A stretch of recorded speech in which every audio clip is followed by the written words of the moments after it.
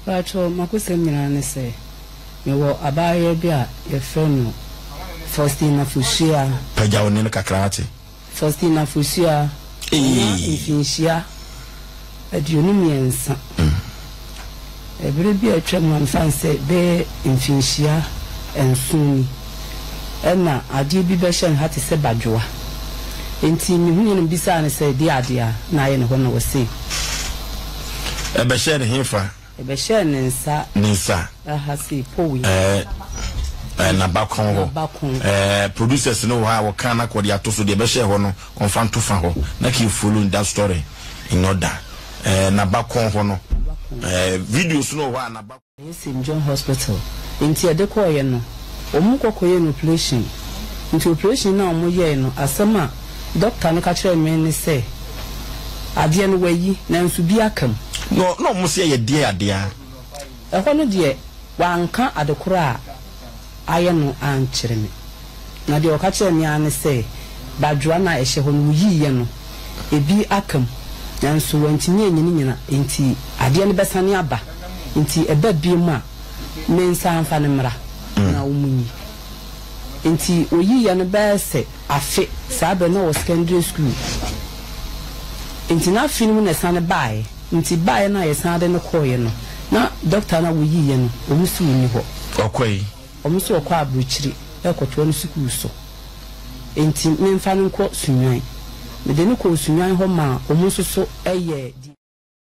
Bible say na foforo hwebi na wontie bi emfa mfiri ho saa na YouTube no enso SOMPA TV Twitter no SOMPA TV SOMPA FM medical ka choso ni akoma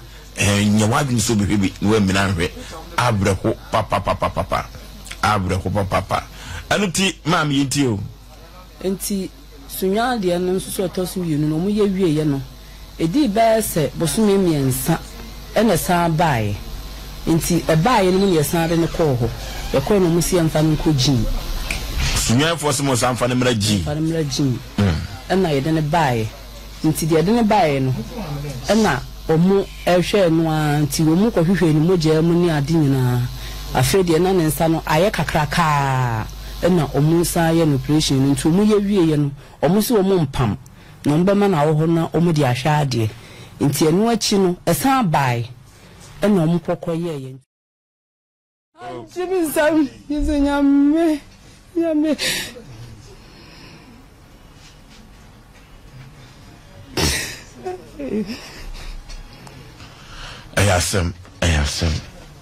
ayasem ma me kata pepo anim nisuo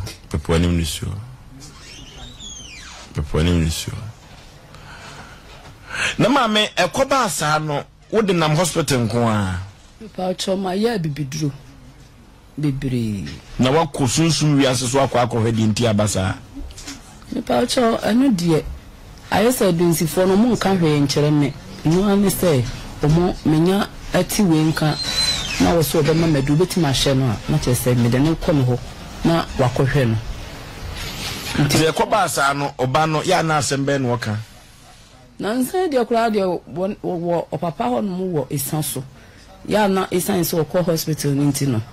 wo friend mo ka che nse die ewiase afro no ajua yeko Facebook no asemi avre ko papa o se wiase afro no nti obeye dai wiase afro no se die wonya wo kura ope ma me so hwa ne nsa na ye ne ya yade bia kan ni padua na me pa cho yale bia kan ni padua kan nsa no na se no ne nan so so abeka ho hono so de na ye ne sire na ho aye kese enti doctor numu asama wo kan se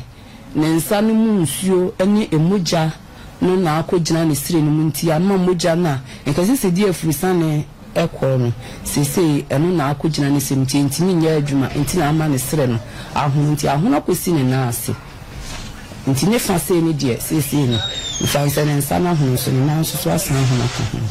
okay ma me tie say obaba no ofan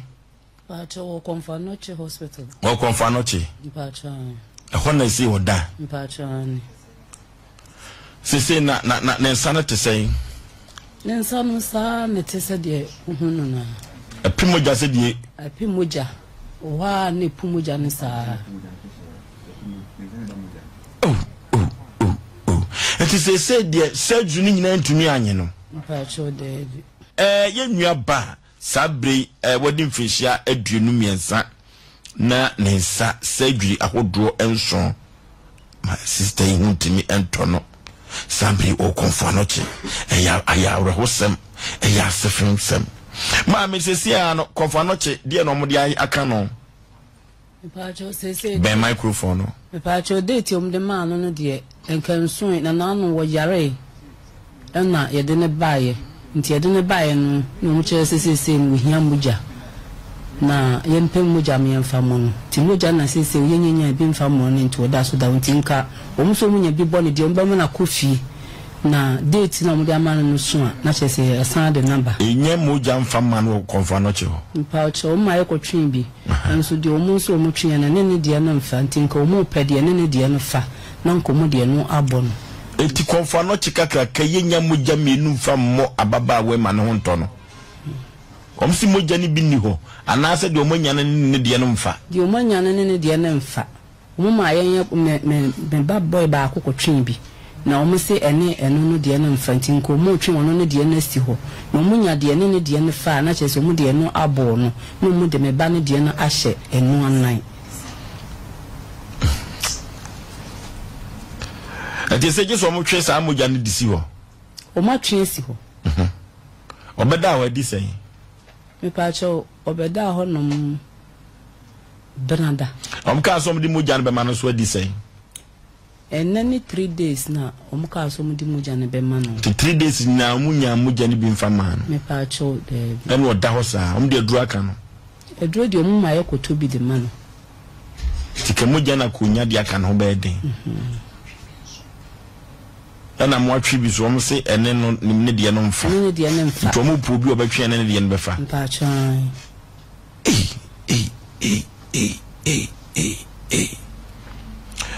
ho konfa no chi nyina ntimi o so mema no mo jase ba akopɛ mpa cho mo ka so mbe ma no 2 mpa chan nti na onim ne black group mpa cho o mpa chan nti na kire se konfa no chi nyina no moja no na etre won nsa ho sa no moja no roli no e wo TV no me hwe enko sa ma mre ya man nkoi MCA eti sa abre no ne nsa no na asai ahono e kese sa no pa chani oh tisi dio selu sida hoye no ne nsa no na mode ade na chechere no pa chani ko timi di kakra pa cho woni di aweho adware no ba so yi ne nsa no firi mu di akon da nyare sa sese ne nan na ontumi nante no ntini sese yi ontumi nsore ayete se wo sore no wotena se kakra bi wotena se cha na ne sre no ye ne ya nti abebia no woda ho sese wo so ne nsa no omba timi aye ana so wo sese yi sese de doctor ni che ni se ne nsa no obetwa nti sese twa obetwa na date no mo de ama no nya nson ye no na ayese wo san yare na ye de na kwa akoto ho no nti date be no de ma no nti date no so a oba obetwa ne nsa no me pa cho sa na wo kire ti